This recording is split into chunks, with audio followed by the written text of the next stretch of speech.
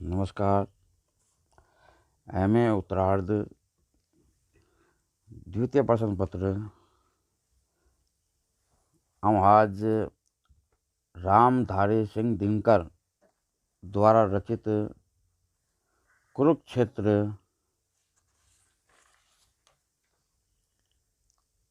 पर चर्चा करेंगे। सर्वप्रथम हम कवि के कृतित्व और व्यक्तित्व पर बात करेंगे।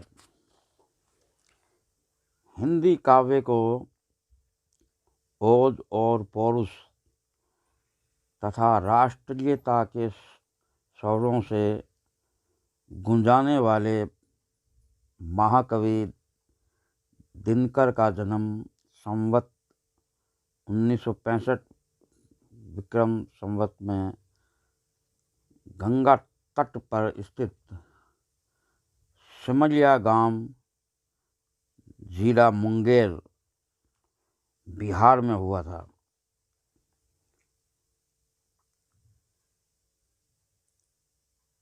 यद्यपि पूर्ण प्रमाणों के अभाव में इनकी निश्चित जन्म तिथि देने में भ्रम और संकोच है, फिर भी उनकी माता के कथानुसार 30 सितंबर 1908 ईस्वी को उनका जन्म माना जाता है। दिनकर के पिता बहुत साधारण स्थिति के किसान थे। जब दिनकर केवल 2 वर्ष के थे तभी उनके पिताजी की अकाल मृत्यु हो गई थी और माँ ने ही उनका लालन पालन किया था। अपना सब कुछ दांव पर लगाकर उनकी माता ने उनको शिक्षा प्राप्त करवाई। बचपन में सिमलिया गांव की संपन्न प्रकृति, जल पलावन, सामाजिक विषमताओं और किसानों मजदूरों के कठोर जीवन का दिनकर के मानस पर गहरा प्रभाव पड़ा था, जो बाद में उनके काव्य में दिखलाई देता है। दिनकर के काव्य में अत्याचार, अनाचार और शोषण के विरुद्ध जो विद्रोह का भाव है, उसके सूल में सिमलिया गांव की गरीबी, पीड़ित, शोषित जनता का यथार्थ ही है। दिनकर की प्रारंभिक शिक्षा गांव में ही हुई। सन 1928 ईस्वी में हाई स्कूल पास करके वे पटना चले गए, जहां वे सन 1932 ईस्वी में बीए ऑनर्स किया। इसी समय वे कविता भी लिखने लग गए थे। छात्र जीवन में दिनकर मोटी धोती, मोटा कुर्ता पहनकर पूर्ण देहाती की तरह जीवन बिताते थे। परिवार की गरीबी और आवश्यकता के कारण वे हाई स्कूल के हेडमास्टर हो गए। सन 1934 ईस्वी में वे बिहार सरकार के अधीन सब रजिस्ट्रार बन गए।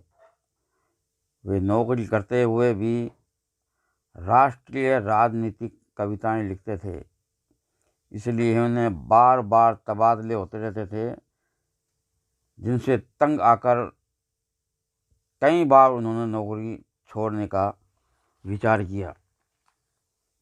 सन 1950 ईस्वी में वे मुजफ्फरपुर कॉलेज में हिंदी विभागाध्यक्ष नियुक्त किए गए।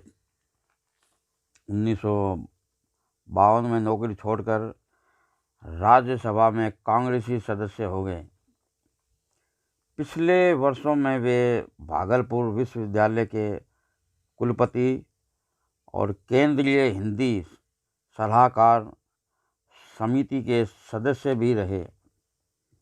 सन 1974 ईस्वी में वे दिनकर को उनके महाकाव्य उर्वशी पर भारत का सर्वोच्च साहित्यिक पुरस्कार ज्ञानपीठ पुरस्कार भी प्रदान किया गया।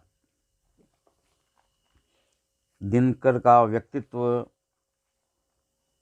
बहुमुखी रहा है। उनमें ईमानदारी, आत्मविश्वास, संवेदनशीलता आदि गुणों की प्रतिष्ठा है। भगवती चरण वर्मा ने दिनकर के बारे में लिखा है कि कलाकार की हैसियत से दिनकर को मैं सबसे अधिक स्पष्ट और ईमानदार मान पाता हूँ। दिनकर अपनी भावनाओं की सीमा छोड़ने को तैयार नहीं।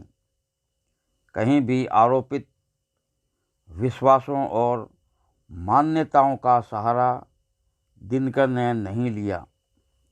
दिनकर को संघर्षों से मोह है और यही कारण है कि वे किसी स्थान पर संघर्षों से ऊपर नहीं उठ पाए। दिनकर पर श्री मैथिली शरण गुप्त ने भारत भारती, जयद्रथवत, किसान आदि काव्य ग्रंथों का प्रभाव पड़ा। उन पर सर्वाधिक प्रभाव राम नरेश त्रिपाठी के पथिक खंड काव्य का पड़ा था। सरस्वती, सुधा, माधुरी तथा मतवाला पत्रिकाओं के वे नियमित पाठक थे। बंगला कवि रविंद्रनाथ टैगोर और नजरुल इस्लाम की अनुभूतियों से उन्होंने तादात्म्य स्थापित किया। उर्दू कवि इकबाल और जोश के वे प्रशंसक थे। गांधीवादी विचारधारा को ही इन्होंने अपनाया। दिनकर की लिखी काव्य ग्रंथ और बाल साहित्य की पुस्तकें लिखी है, जिनमें से मुख्य यह है प्रंग भंग खंड काव्य 1929, रेणुफा 1935, हुंकार 1930, रसवंती 1940, द्वंद्व गीत 1940, कुरुक्षेत्र 1946, शाम घेनी 1947, बापू 1947, रश्मित रथी 1952, नील कुसुम 1954, सीपी और शंख 1957, उर्वशी 1961, अर्धनारीश्वर निबंध 1952, रेती के फूल निबंध संग्रह 1954, संस्कृति के 4 अध्याय 1956, काव्य की भूमिका आदि।